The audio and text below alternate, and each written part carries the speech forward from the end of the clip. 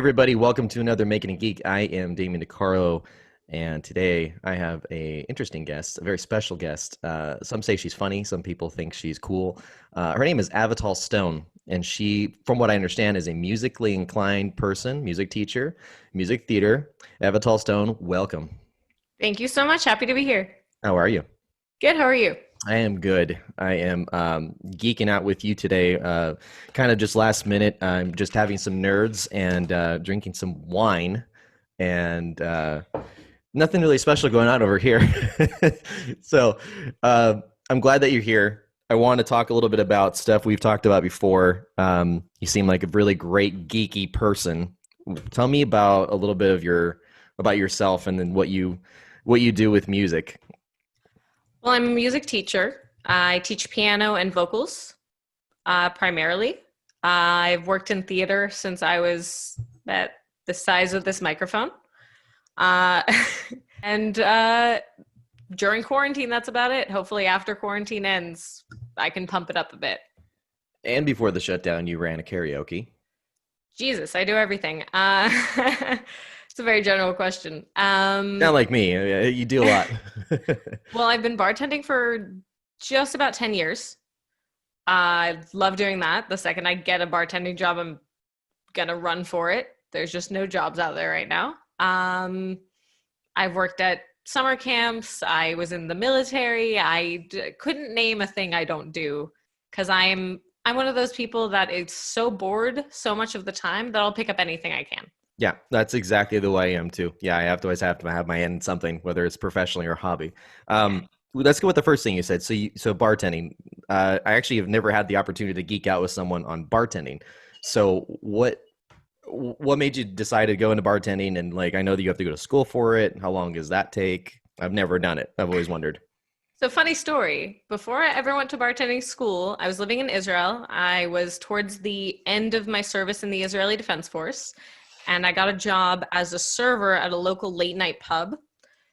And I had 5 days of training in the kitchen, which went really well. And then they set me up for 5 days of training at the bar, which went really well. And then they set me up for 3 days of training as a server, which was to be my job. On my second night, I dropped a full tray with 4 glasses of Guinness and 2 glasses of wine on one No. person. Oh And they said, no. "Hey, how would you like to be a bartender?" That's So I my said, worst "Do nightmare. that instead." I And that's swear. how it started. I've had dreams about that. I've never even done bartending. I can't believe that would happen. So what is that like? You drop it on someone Oh, it's and horrifying. I mean, I can only imagine the gut-wrenching dropping of your heart stomach feeling. What was that like? What was that apology like? The only upside was that none of the glasses broke. Oh, well, that's a That was plus. it. Oh, yeah. But the No, guy no was glasses super were harmed. nice. He saw that I was very young. I was 20 at the time, almost 20, and clearly had no experience. They told him I was in training, and they quickly moved me behind the bar so I couldn't drop anything else on people. But it was mortifying. And I went home crying that night and then came back the next day and went, "Let's mix some drinks." Now this was before. Okay, so you started. You didn't really go to bartending school. Is that what I'm getting? Until way after. Okay, so you already started into this, and then Yeah. you got kind I of just pushed bartended into it. I bartended and worked as a barista in 3 restaurants in Israel, managed 4 of them, not including just those 3. So I worked in 5 or 6 restaurants in Israel. And when I moved here, I took a bartending class. Okay, so you took the bartending class when you moved out here, Hmm. and so sorry if I missed this, but so how long did you live in Israel before moving out to the States? About 6.5 years. Okay, I moved there from here and then came back. what are bars like in Israel? Rowdy. Rowdy, uh, Um, different Israelis, from here. the average Israeli is the sweetest, most stubborn, loud, obnoxious, angry person you will ever meet. They're wonderful. They're hotheads. Okay, So if one little thing goes wrong, everyone's exploding. it sounds like the Old West. So Yeah, it's a when lot more hectic, and everyone has a gun. yeah, it's just like I said, like the cowboy days. So you had some 6 years of living there, and Actually, I lived there when I was very young. My parents moved us out there from California when I was 3. and then back when I was 6. And then I moved out there on my own when I was 19. Okay, so that's when you That were was the out there state. working. Yeah. Okay. And then you decided to get into bartending because you liked rowdy places? I needed money. Got it. And I you already really needed knew, money. you kind of already knew how to do it, right? Um, Here I did. By the time I came back here, I just knew that I loved it. I love bartending. I think mixing drinks is it's creative. It's actually very culinary, and I'm very culinarily inclined. I love to cook. I love to bake. I have my own baking business, which again during quarantine, not really working out, but Right, eventually. right. But it's because it's so culinary that I love it. I love to make my own drinks. I love to mix other people's drinks. So when it comes to bartending, you went to school here. How long is schooling for being a bartender? Long as it takes. Back when I was in that school, it was 10 lessons. You can redo them as many times as you want. And then once you're ready, you take a speed test, which is making generally 12 drinks that they just shout out at you, that 3 at a time. So it's 4 sets of 3 drinks. In some places, it's 3 sets of 4 drinks. And if you make all 12 in under 7 minutes, you pass if you make Okay. them correctly. So you're timed and this kind of thing. But when it Yeah. comes into the real world, if you're bartending, do you feel like you're still timed in your head while you do this, or do you feel like you get a little more leniency? It really depends on where you work. If you're working a catering job, like a wedding, and you have a line 7 deep of people, it feels a bit like you're timed, but I'm so competitive with myself that I always feel that way Okay. because So I'm you kind always of just working push to be as yourself fast. anyway. Yeah, exactly. So there's no difference for me. For someone else, there might be. Now, where did you work when you came to the States when you did bartending? The first place I worked was actually Ladyface Ale House back when it was under original ownership. And that's in Agoura Hills, Yes. California, right? So Yeah, it nearby where we is. live. Yep. Right on the edge of Agora, close to Calabasas. Okay. Yeah, I've been there many times. Actually, a great place. Yeah, it's awesome. Now you worked there and you did bartending. Do they serve mixed drinks or is it just beers there? I can't remember. It's been a while since I've been there. While I was there, we called it a full bar, but it was a minimal full bar, but we still were able to make the vast majority of drinks, sometimes a little tweaked. I don't think we had Grand Marnier, but we made do. Now, as I understand it, I have not been back since I left, but now as I understand it, it is an entirely full bar like you would find in a bar. Okay. And So apparently incredible, but they are first and foremost a brewery, and they have some of the best beers in the state. right, that's what I remembered. Okay, so I was a little surprised to hear that they had mixing there, but that's cool that they had a little bit of both. So you had that experience. You also have a huge love for music from the little bit I've talked with you regarding that of it, and so you've done or you do teaching Yeah. when it comes to music. What do you teach again? You said vocaling. Vocals, so singing and piano as well, up to an intermediate level, because I'm no more than intermediate plus myself. Okay, and so I had someone on the show. He's actually the composer of the music that does this, and for Mhm. Making a Geek, and so for him, he teaches music as well. Do you feel, and after talking to him, I felt that a lot of what his concern was is that right now with COVID happening, that most people are doing this over Zoom, and it's probably not as easy to do now as it was before. Is that how you feel about it? Yes, in that aspect, but I'm teaching at people's homes, So and you're I'm still you're still still working. going to homes. You're just I playing am. it safe with masks and everything. Then Absolutely. okay, 100%. I won't go into a home if I know that there's been a case in the past month. I'm very right, careful. okay, They're very careful with me. I'm telling them where I've been. I currently only have one family that I'm working with, so it makes it a little bit easier. okay. Yeah, so you kind of Uh, know them very well, and you know their yes. situation. Yeah, you're not going to random homes without knowing. Have you had any sort of symptoms or anything? You have to kind of interview that part first before you Yeah, compromise your own safety. exactly. And I'm working through a company, so I'm kind of third party independent contracting for them. So they're doing all the vetting, letting me know how it is, and then I choose whether or not to take the client. Okay, so they're kind of the ones doing the Yeah, research and they're all. my middleman. Yeah, right. Okay. Now, as far as then when it comes to musical theater, you expressed a lot of interest in that. What is that about? Uh, in the past, mostly. I think I was, I think since I was 3 years old, I wanted to be an actress, especially on stage, especially with music. And in the past I'd say about the past 6 months to a year, I've realized that that's not my goal anymore, which is funny after 25 years deciding that you've changed everything. But I'm moving more towards directing now. So Okay, I'm actually majoring in screenwriting right now in perfect. school. So you're right up my alley. So that's exactly my interest as well. For me, I feel that for me, my interest is more when it comes to film, making it as a whole. And I feel that directing kind of has a hand in that. Of course, you're doing almost everything, but I feel that the screenwriting, you're kind of doing it all from your head. So you're kind of Yeah, you're directing it in your mind. You're thinking of who you're going to cast, fantasy team, right? Because it's not going to be the ones that are going to be casted, but right. you're kind of being driven story wise. And I've had a background in writing since I was younger. My mother's she's a novel writer, so I've had a background in it. But I really love that you have full control of the creativity, and that was the number one thing I loved about it. So with you, with an interest in film, have you gone to school for it, for directing, or are you in the process of it?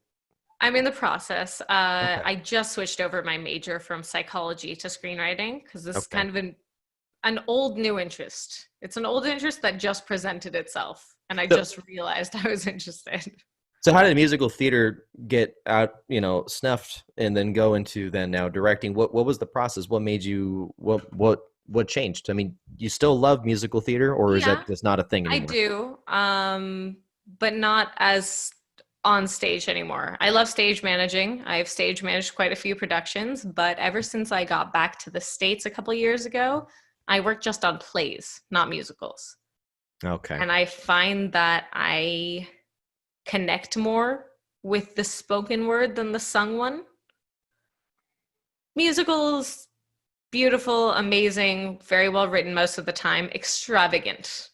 I found that I don't need that extravagance so much. I like the kind of my first project when I came back was Laramie Project, which was one of the highlights of my life. I can't imagine having been in a play that was that meaningful and that amazing and with such an amazing group of people than that. And I've still not been able to replicate that.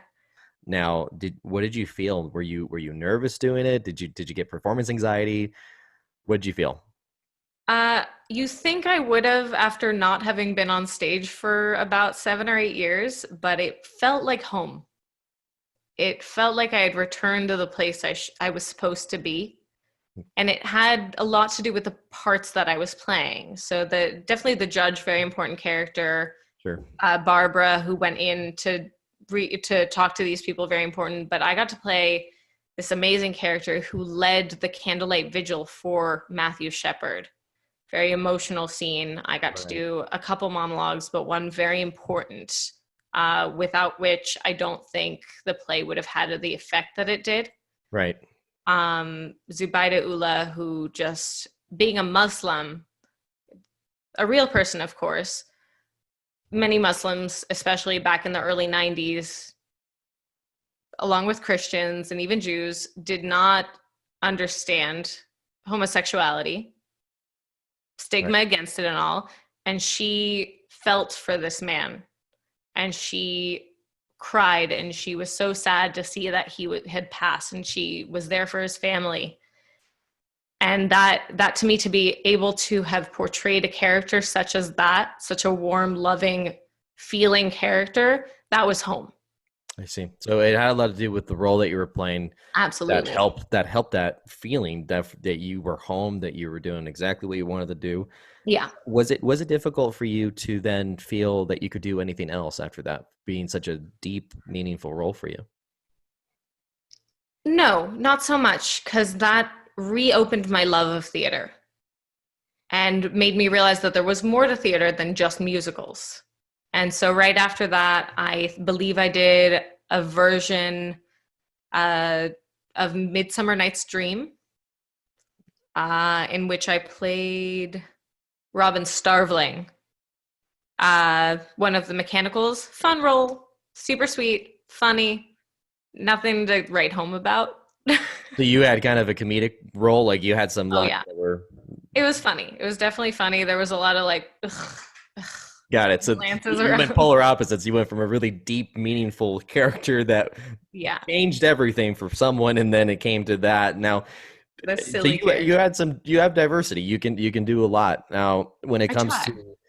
when it comes to that, and you did basically acting on stage, did it make you feel like you wanted to be an actor in film? Yes and no. Um, During that play, during the second one, Midsummer Night's Dream, I was playing not a huge role. So I was also given the role of assistant stage manager, uh, during which I was allowed to create all of the lighting and all of the sound effects. And I kind of saw how much fun that was. And I really liked being backstage. Interesting. So And you had the then, taste of everything in this whole yeah, thing, like on stage, behind stage, yeah. And then and the so next play I did, which I couldn't tell you what it is, I was full stage manager. Oh, it was Anne Frank. okay. Back to sad again, but I was full stage manager for that. And again, I created the entire light effect, sound effect, board, everything was me. And it was, there's something about that power I that it have was full a lot of control of you fun, guys. right? Yeah. And I got to put a lot of really cool effects that made it really poignant and made the story stand out. And I got to work very closely with the director, who also happens to be my best friend, uh, which was just an awesome experience. And I realized how much I like being behind the scenes and hopefully direct one day. Now you want to direct in the same fashion, or is it just what would you like to direct? I should ask you. Well, I do have a project coming up, assuming that same theater company is coming out of their hiatus next year. Um, Assuming they do, I am set to direct the dining room for them by I should know this, but it's out of my head right now. But you know who. Uh, it's this beautiful story. It's instead of a story, it surrounds a place, and it's 12 or 13 different stories in this one place, which is the dining room. It's one set, it's beautiful, it's different families, it's different couples, it's just this amazing, mostly poignant, somewhat funny story. It's an anthology, if you will. Okay. So I'm set to direct that hopefully sometime next year, assuming they come out of hiatus. That'll be my directorial debut. And then meanwhile, I'm in school. So hopefully I can move forward with that. And you're in school right now for this particular field, For for screenwriting and then to screenwriting. transition to directing. Okay. And how far are we looking as far as you and your progress, and how is, first of all, how long do you have to go, and how has COVID affected you? Um, I'm an online school only, so not so much. I actually applied after COVID started. So I'm new. It might be another 3 years or so before I finish. Okay. Uh, as far as COVID goes, because it's an online school, not so much of an effect. Right. So at least you can still do it. It's still, I mean, if anything, maybe even better because you're at home. But Yeah.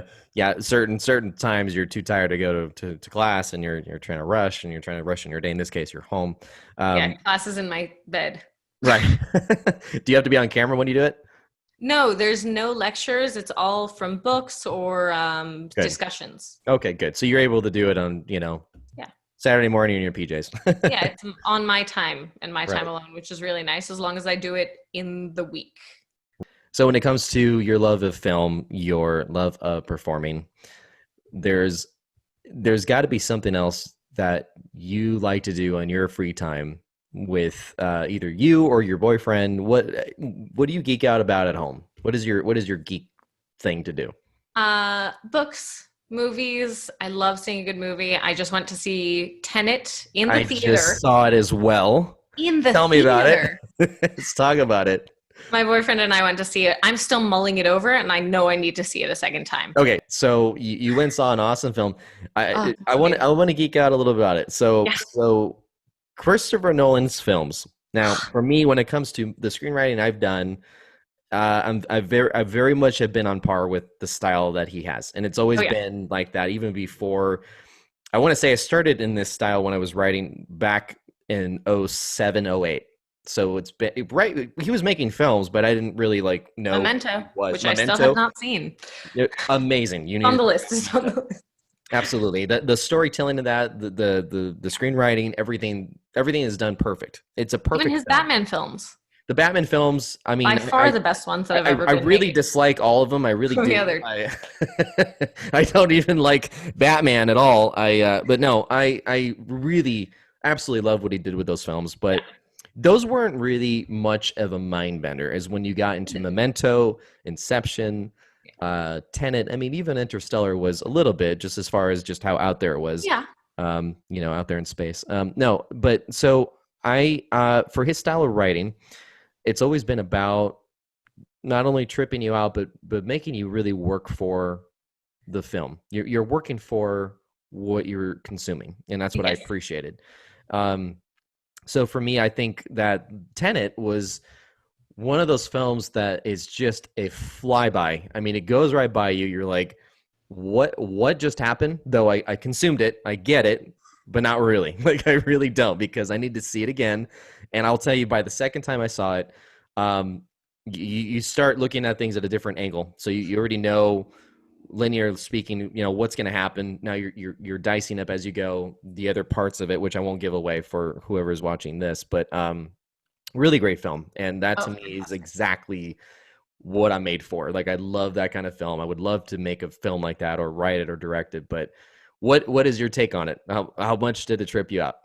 So, I am a consumer. I assume everyone's seen the trailer, so at least I can, the very least I'm going to say, and the most I'm going to say, is that it has to do with time.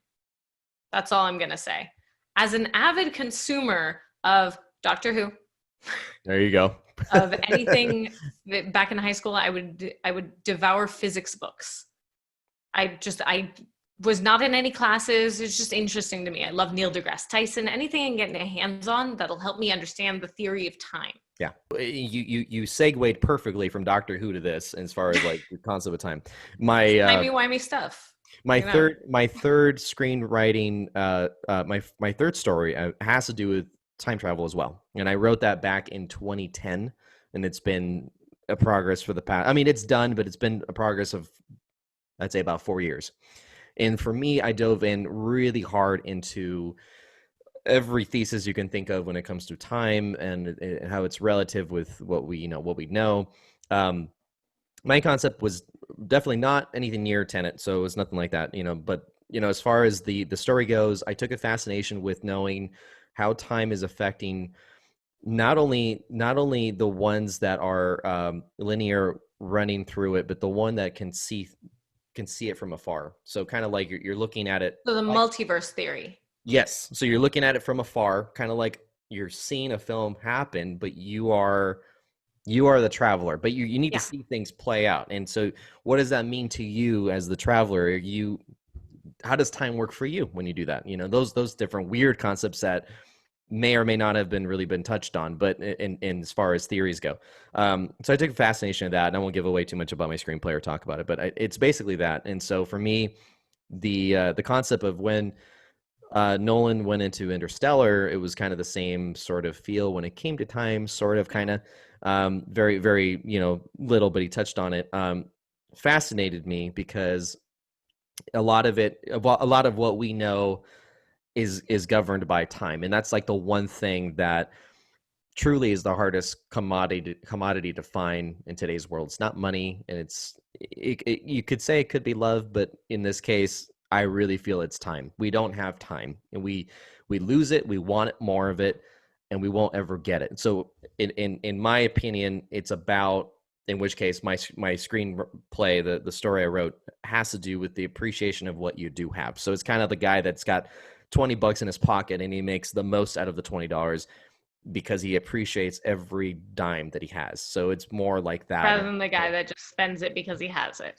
Spends it because he has it, and then it's just kind of one of like those stories that, okay, you have control of time, you can do what you want with it, but this is like, yeah, I can have control of it, but I want to appreciate with what I have. And so really, really awesome stuff, and I thought the movie was great. Tenet did have to do with some time travel. I won't give away too much for those that haven't seen it because it's kind of tough right now with COVID.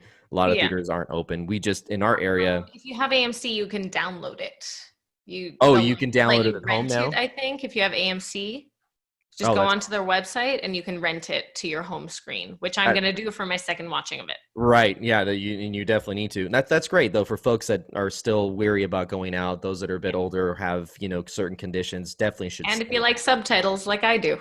Yeah, that's the number one thing I said with this film. When I saw it even the second time, I'm like, I really, really would have taken much more with subtitles. I needed subtitles. Yeah, there was I will say I liked that there were breaks in the action because most Christopher Nolan movies are action, action, action. This one started off strong, had a lot of dialogue, which I thought was brilliant. And then, of course, action, action, action dialogue. It had a nice, even balance. Absolutely, yeah. But a lot of the dialogue was, I think, because I was in a Dolby theater and it was so loud that I couldn't catch every word. Yeah, I think I saw it where you saw it too, but yeah, Yeah. for me that was the same thing. It's hard to see a film that is so visually stimulating, Yes. and at the same time you have to really pay attention to every word that's being said because plots that would consider to be holes for others could be said in like one sentence. Like if you just hear that sentence, then it'll make sense Yeah. to you, but you can miss it with those kind of films that there's so much going on, and it's that to me then is important, and watching it at least with subtitles or rewatching it a few times where you get that line. Yeah. I think I missed less than I thought I did because there were a few things throughout that I said a split second before they happened. I was like, this is about to end, this, and I know what this is.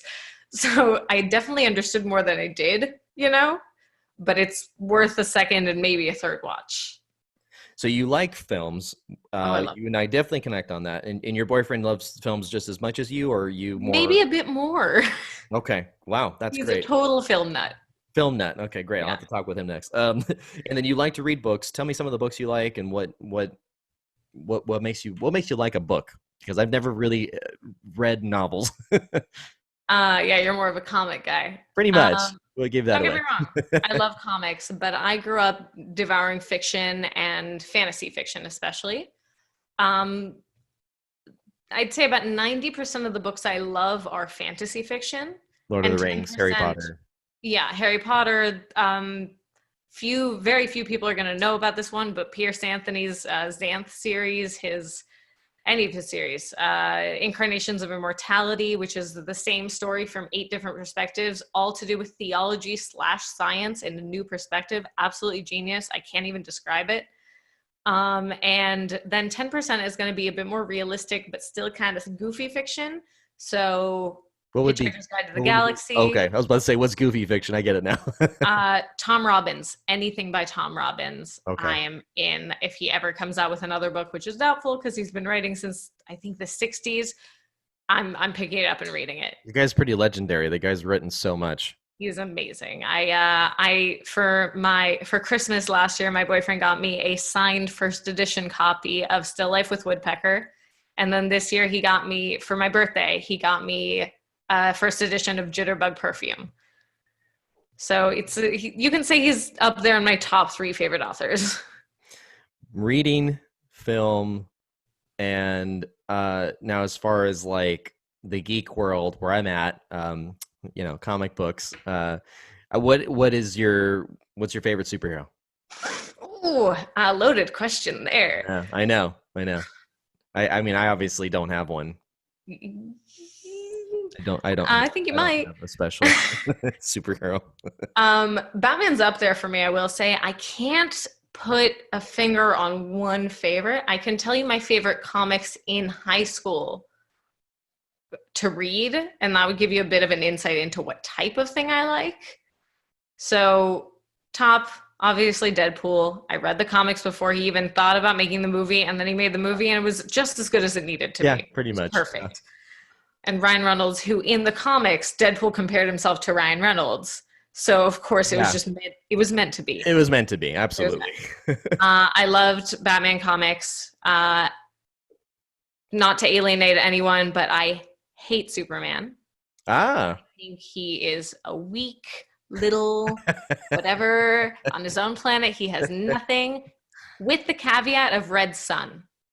Red Sun Superman's a that's a Red whole thing. Sun's the Yeah, best thing to have ever happened to DC, in my opinion. that would be the only version of Superman that I Find really acceptable. enjoy. I mean, I Yeah. don't mind Superman. I just feel like it's not really. I don't identify. I don't feel He's too strong, he's too and then he's too strong weak on and his own planet. He has right. 10 different weaknesses, all in the form of different types of kryptonite. I'm bored.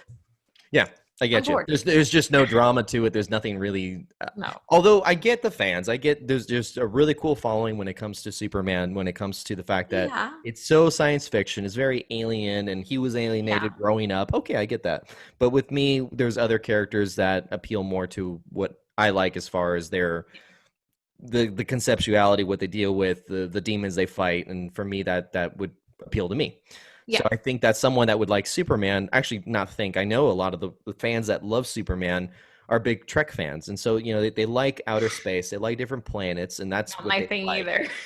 Yeah, me neither. For if anything, I'm more of a Star Wars guy. I mean, not that there's a poster back there, but for me, yeah, Star Wars has just been more again about the um to me about the story and is I mean not that Star Trek isn't, but I mean Star Trek was just more about the fact of discovering places.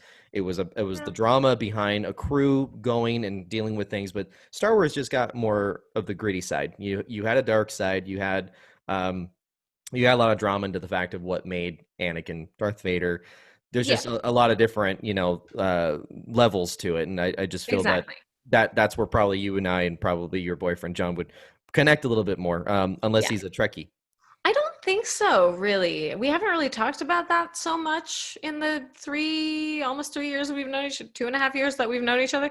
But it's always been a bit more towards Star Wars. What I would love to do, I would love to see both you and John at a Comic Con, and you guys would just light up as to what's there because there's just so much stuff when it comes to all of these things we talked about. A lot of stuff in film, a lot of the screenwriters, a lot of the actors, directors show up, and then you have all the geek stuff we've been talking about. And so I feel like that kind of a place is really that spot for you to have these kind of conversations to Yeah. discover cool stuff that you can buy and needless stuff you don't need. um and I miss those days. And I was just having I had an episode not too long ago with a couple guys that professionally go there, and I've known them for a long time.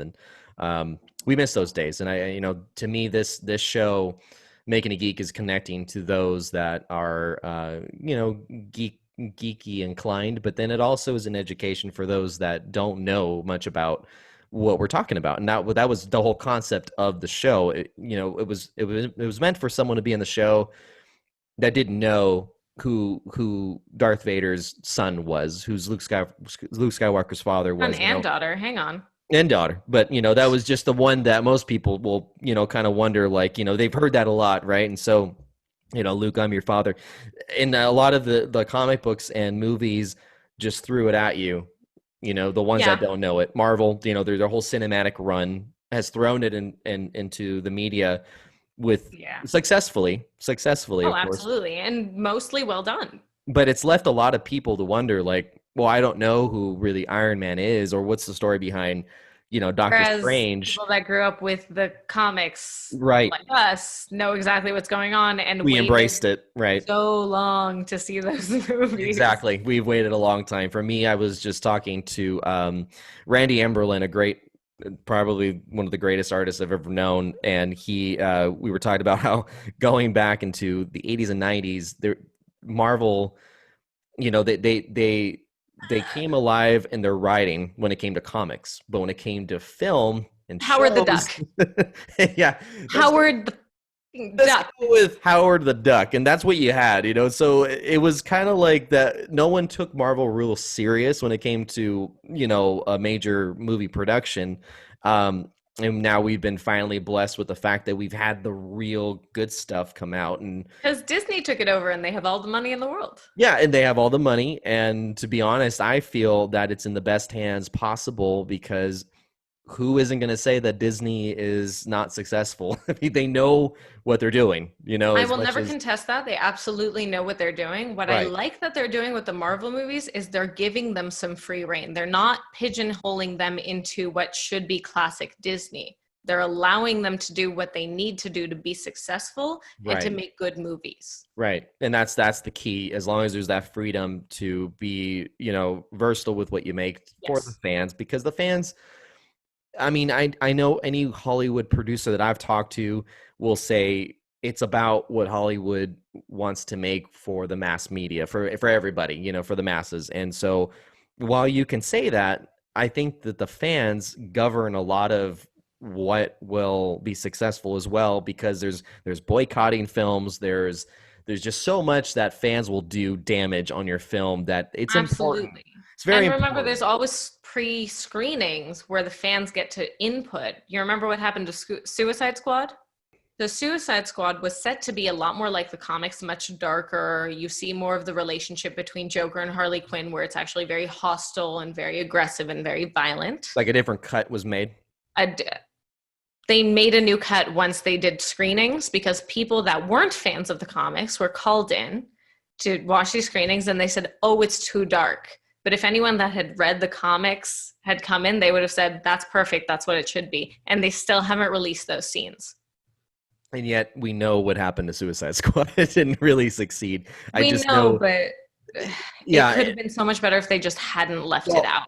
case in point, Justice League Snyder cut. So, Absolutely. they cut it to what they wanted it to be by the mass media, or by the mass, I should say, to be sort of Avenger-ish, a little funnier. And they tried these recuts. It failed miserably. Absolutely. Although I still love the film for what it was, because I'll take what I can get. But to Yeah. truly say it's Justice League, it wasn't. It really wasn't. The cartoons that I watched growing up were They were infinitely better. They were actually better. Yeah. so much. But the Snyder cut, and I know that Snyder is a hit or miss with the fans. I personally love most of his films, but I know that His his films, version, yeah, him as a person, maybe not so much. right? I mean, I know that the person behind the film, like, I know that he can. There's potential, so I would rather have his version over what we got in theaters, and I'll take Mhm. anything else. It's like I'm open. Yeah, I can agree with you there. I was very much looking forward to that movie, especially after the, in my opinion, failure that was Batman versus Superman.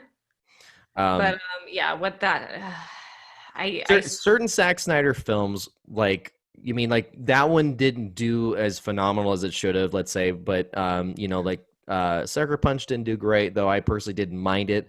I Um, love that movie. yeah, That's I where mean, I it wasn't differ from bad, most people. but It was people, brilliant, but I can only watch it when I'm ready to be depressed. yeah, that's another thing too. That might be a lot of what we're talking about. I think Hollywood is really disliking a whole dark feel to his films, I mean, and yet they were okay with 300. 300 was a very dark film, yet I think what got geared towards being liked about it was it fed a lot to the guy crowd. Not to sound Yes. sexist, but I feel like it really felt like it was geared towards a bro film, and I feel like that kind of is what kept it alive. But Sucker Punch was dark, but not necessarily for It was all. very Like, feminist. it was feminist for sure, Mhm. definitely. Which is, But I think, why I like it so much, being a sometimes overbearing feminist myself. and it appealed to someone like you, absolutely. And I feel that some films like Sucker Punch wouldn't appeal to those that would be the opposite, and Yeah. they would boycott it, they would hate it. But I feel that that's the joy of what filmmaking is. Maybe not for the filmmaker because they feel disappointed with their numbers and what they appeal to, but the people that love it, there's a film for everybody, and I feel that And that's no film is going to appeal to every single person. exactly right. And I feel like the ones that are Academy Award winning generally will be successfully embraced by everybody, but not always. I mean, even those that win a lot of awards aren't going to be someone's interest. They don't care if it's Right. about, some sort of deep story, if they don't watch those kind of things and they feel I don't want to watch a drama. I So, also think a testament to more forward thinking lately in Hollywood is Joaquin Phoenix winning the Oscar for Best Actor last year for maybe the darkest movie that had come out the entire year. yeah, let's talk Joker for a minute. So that movie was extremely dark. I mean, it really doesn't get as dark as that, and yet they critique the movies we were just talking about, right? And so that they're too dark, and yet this one worked because you had an award-winning actor. And I think what it Multiple was, award-winning actors. multiple award-winning actor, and I think what it was is everybody was not only they accepted the fact that it was dark, but you're watching someone that is so engaging that you're curious to see what happens next. Kind of almost like a car crash you can't get your eyes off of. It was one of those stories that was deeply affecting, and it was very it was a hard pill to swallow, yet because you had such an award-winning actor, he pulled it off in a way where he got you he hooked you. Yeah. You had to watch what he did next. I also think it had a lot to do with the year it came out. In the past 10 years, mental health has become a bit more accepted. Mental health issues is what I mean. Absolutely. A Absolutely. lot of a lot of people from my generation, millennials, have come out having anxiety, experiencing anxiety rather, experiencing depression, a lot of ADD problems. So it connected to the audience in a way that no film had until that point, except for maybe Sucker Punch. It's a subject that's not touched upon enough, and Right. I think the audience at that point was craving it, You even if they humanize didn't know it. you humanize these symptoms that we all deal with, these problems, and you humanized it to a form where we could watch, accept it, and we could Yeah. sympathize. So it was Up all until that. this point, the Joker has been a bad guy, bar none. We've never seen him Right. in any other light. He's always just been a bad guy. This Right. movie gave us a reason behind it. This one gave us this deep mentally ill man who just was seeking help and didn't receive it. Right. In this case, And that's what worked with the film, is that it it got you to see it absolutely from his point of worked. view. Yeah. And it shined a light on a lot of things that are happening in the world right now that need to have a light shined on them, such as Absolutely. mental health issues with veterans. Right. Right. And that's something that definitely we haven't touched on. And now when it comes to your military background, you don't have to touch a lot about it, but what is it that you did, and how has that affected you or those around you that you've been, serving with? I think for me, it's a little bit disparate from what you see with veterans from the United States. I did serve in the Israeli Defense Force. In Israel, it's a requirement to serve if you live there. Though I did volunteer, I volunteered into a community more than an actual military. Of course, it's a military. Don't get me wrong. It's very, it's 1-2-1-2, but it's where people volunteer here and they end up getting thrown into these situations that they never expect. You can always think what it's going to be when you're thrown into, say, Afghanistan. Let's go a little bit back. Get thrown into Afghanistan. You never know how it's going to affect you. Right. You see death all around you. I never had that experience. I had one night of combat. I don't know if I hit anyone. I got grazed with a bullet. It all ended well. No one died. A couple of my guys were injured. They're fine now. Right. And that when it comes to then even mental health and your well-being, I mean, that could be for any situation, even something like that where, you didn't experience death, you didn't see something traumatizing, but the fact that you acted in such a manner that you were expecting it, I'm sure that has to do something to your mental health, at least as far as your awareness constantly. A couple of my guys got shot. I got grazed. Not a big deal. Everyone was fine a few weeks later. We get back to base, and you start thinking about what happened. And it's very much this, I just got shot at. I could have lost my life tonight.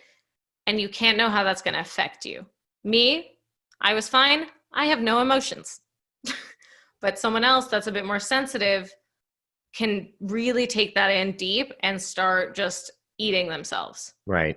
And that's That could where this affect them country, very deeply. Yeah. yeah. And in this country, as opposed to in Israel, there's not a lot of mental health help for veterans, which we've seen in the past few years with Right. shootings and the such.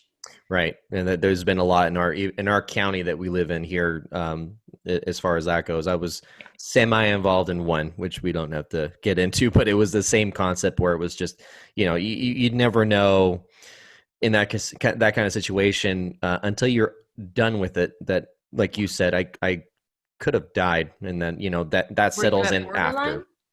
No, there was a mall shooting here, which was, nothing like what happened in Borderline. But Yeah. you and I both know a few that were involved in Borderline here in Thousand Oaks, California, and that was something else talking to them. But um, and that I mean that kind of when it comes to trauma, I feel that you're right. There's a lot of great help now, and I really give props. And during COVID, There is, but um, not enough, is my point. they're not enough, but I give props with a lot of what I keep hearing during COVID. A lot of people are suffering right now, especially being in quarantine. And I've seen a lot of people. I personally know a psychologist that is helping at the forefronts with this kind of stuff, and I know a few actually.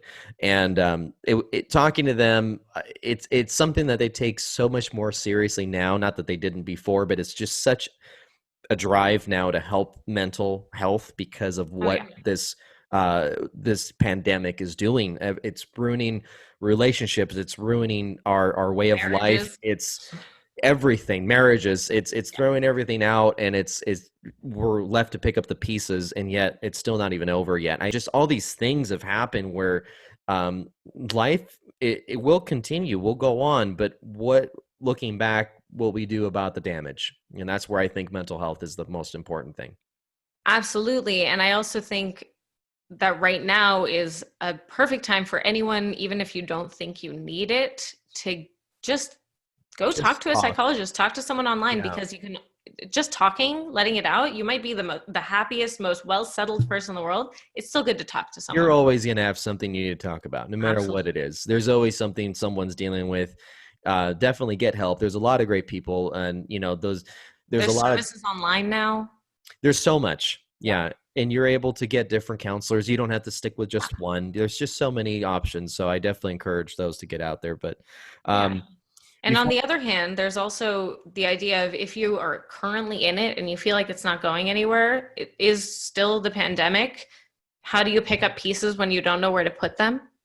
absolutely right, But just stick with it because you don't know what you're doing for yourself.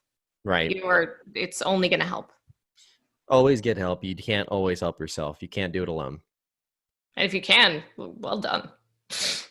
I know I can't. I definitely I always need can't. to call somebody.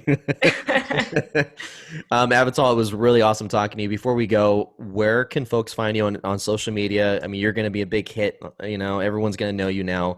Where do people find you? Oh geez. I'm on Facebook, Avital Stone. I'm on Instagram. I think Avatal Stone as well.